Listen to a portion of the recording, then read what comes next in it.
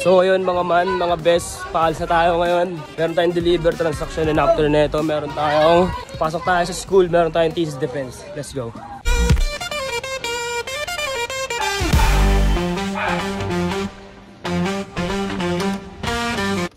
So ayun mga best, mga man, sobrang init ngayon. Alam nyo na yung gagawin natin ngayon, ayusin na natin to, dahil naalis na tayo. Deliver natin itong isa sa may Pandakan, sa tropa natin. Bibigyan niya sa girlfriend niya. Yo, what's up mga puki na gina mo, girlfriend! Ang process na natin yun.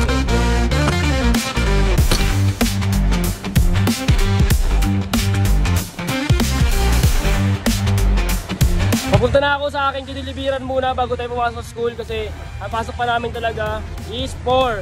4 pa siya, 4 to 6 siya. Then, dito deliver ko muna to, then meron kaming rehearsal mamaya. So ayun, pupunta na ako. Without further beginning, let's do this shit, man. Chosan.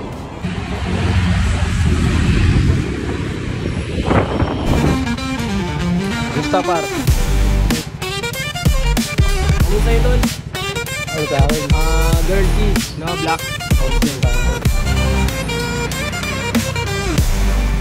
Girl keys, black.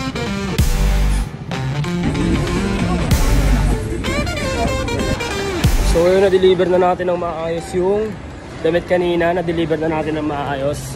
And ito ako ngayon, pupunta ako sa mga klase ko, mga i-dry run namin yung i-defense namin later. You know what I mean? Cause ito ako sa SM Santa Mesa Mall, 3rd floor, and papunta na 4th floor yata ako, no? Look at that, motherfuckers. So yun mga man, kasama natin sila. Tingnan mo naman. Nakablog ka ba? Vlog mo ba yan? Nakablog ko pa. Nilag mo na yung research.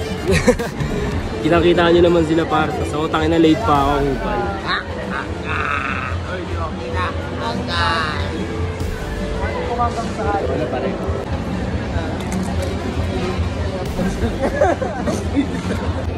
Paano yung tinilala mo? Ano yung? Kaya tinanong ka ni sir. Ano yung mga incoming orders? Like, Rapod, Bustanda, Lalamove. Okay.